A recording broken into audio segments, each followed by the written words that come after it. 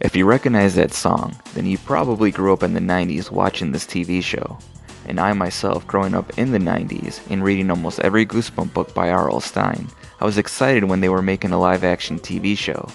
I was interested to see how they would transfer from the books to TV. Goosebumps TV show aired and ran for about 4 seasons and had 74 episodes from 1995 to 1998. And recently I decided to rewatch the entire series and choose my top 10 favorite episodes. Some held up really well and some didn't. So sit back and relax and let's begin the countdown. And as always,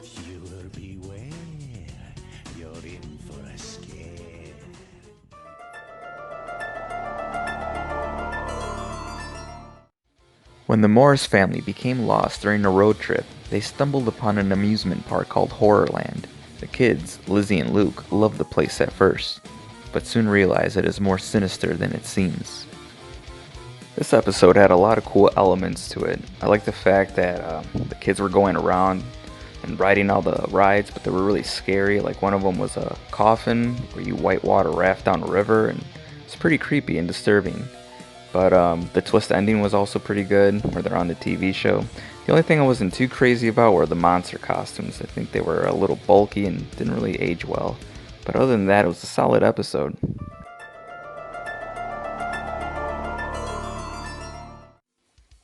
Billy and his fellow campers arrive at Camp Night Moon, where they encounter a strange creature and oddly uncaring counselors. However, it would appear that their nightmarish adventure is just beginning. I remember watching this episode when I was a kid when it first came out and not really liking it, but watching it now as an adult, I loved it. I think it would make a great movie. I liked how all the kids were disappearing or being killed off slowly, and that creature saver, really cool.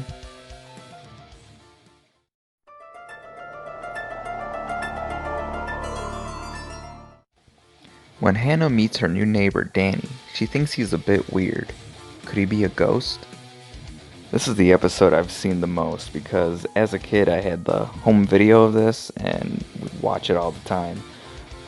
Watching it now as an adult, it's still pretty good. I mean, the special effects are a little but other than that, it's still pretty solid, and I love the twist ending and how they're trying to make you think that the neighbor is really a ghost, but really it's her. Definitely a solid episode.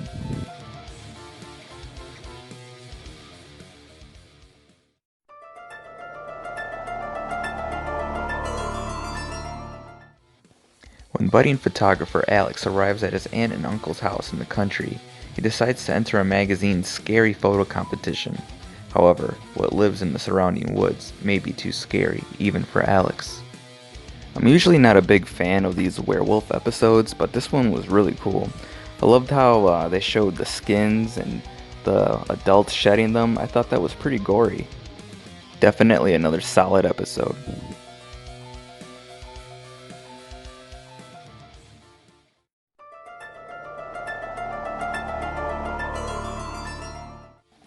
Jody and Mark are visiting their grandparents' farm and having a wonderful time until they discover that the scarecrows surrounding the farm appear to be alive. Haven't seen this right now as an adult, and haven't seen recently Scary Stories to Tell in the Dark, and watching Harold, I just couldn't help but make the comparison. Scarecrows are always just super creepy to me, and I think this was such a solid episode and really showcased how creepy they can be, especially in the beginning when they show the scarecrow just walking outside the house and looking through the window.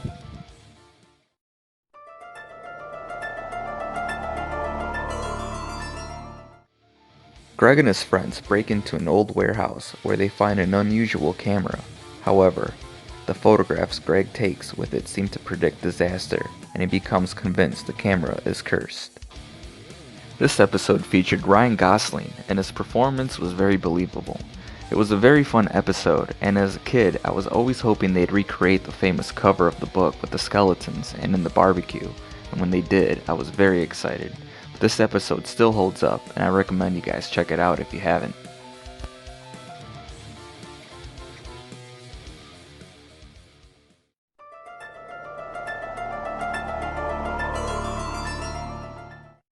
When her mother leaves town to visit a sick relative, Margaret's concern for her father grows.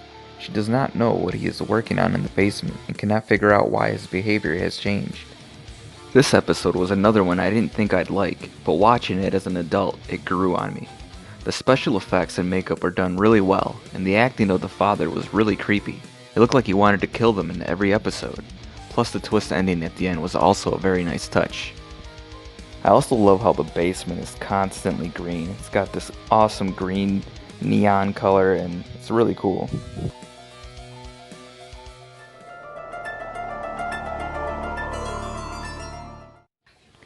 Carly Beth falls for every prank played on her, so on Halloween she buys the scariest mask possible at an off-limits room at an old store. However, little does she know that the mask has a mind of its own.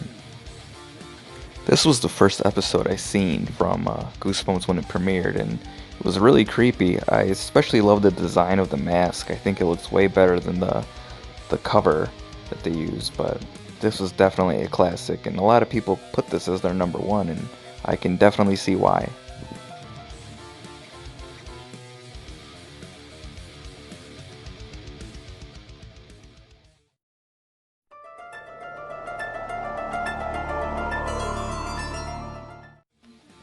A strange feral dog, slaughtered swamp deer, an old hermit with many secrets. Things are getting crazy for Grady and his family, but it isn't until night falls over their home that things take a sinister turn. In this episode, the werewolf suit was very creepy, and also the special effects were pretty cool. I'm surprised they showed this many dead animals in this episode. They showed like a dead bunny and a bunch of dead deers, but it still holds up pretty well, and actually a really good episode.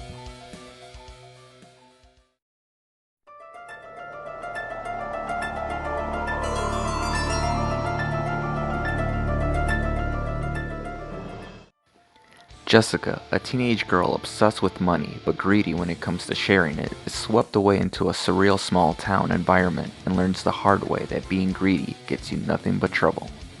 I really enjoyed this episode. The story was good and the makeup was also really well done, especially when she's turning into a pig. This was Goosebumps' longest episode, consisted of 3 parts.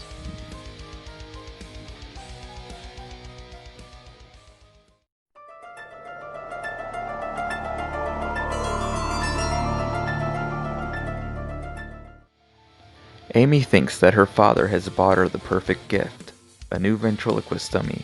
However, it soon becomes apparent that there is more to this dummy than meets the eye. Everyone loves these Slappy episodes, and they're honestly really cool, and they give off Chucky vibes. Slappy is one of the Goosebumps characters that everyone was anticipating in the show, and they couldn't wait to see them, and the Goosebumps really did a good job with them.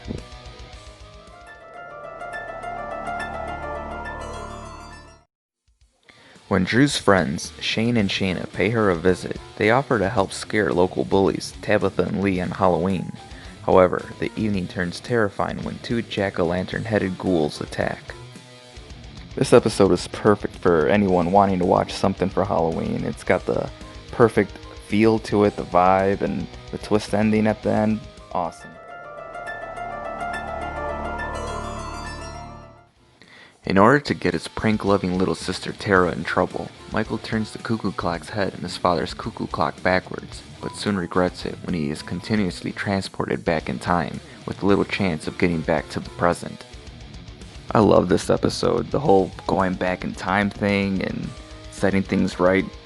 I loved it, and the end too, especially because his little sister was a little shit, so I'm glad that she was gone.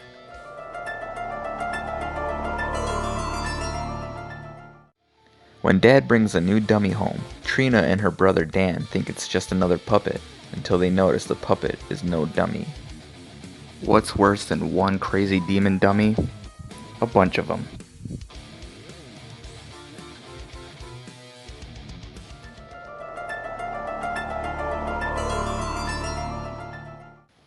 Lucy enjoys frightening people, especially her little brother, with tales of monsters, but when she finally sees a real monster, no one will believe her.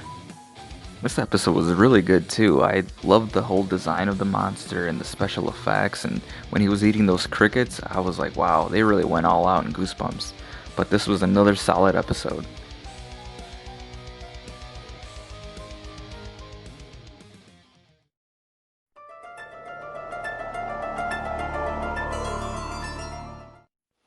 13-year-old Amanda has to leave her friends and home behind to live in a gloomy industrial town. Unknown to her, a sinister accident years ago at the Dark Falls chemical factory poisoned all the workers and turned them into mutated zombies, and she has to prove to her family that something is going on before it's too late. This episode featured zombies, which was really rare in these Goosebump books, but it was awesome. The makeup was well done, the acting was well done, and the zombies were coming out of the walls, crashing through the windows. It was something out of a George Romero film. To me, in my opinion, this episode still holds up. I recommend you guys rewatch it if you haven't. It's still a classic. Well, those were my top 10 favorite Goosebump episodes. To be honest with you, I probably could have made a top 20. There were so many episodes that I enjoyed. But let me know which ones were your favorite, and I'll see you in the next one. And of course, thank you for watching.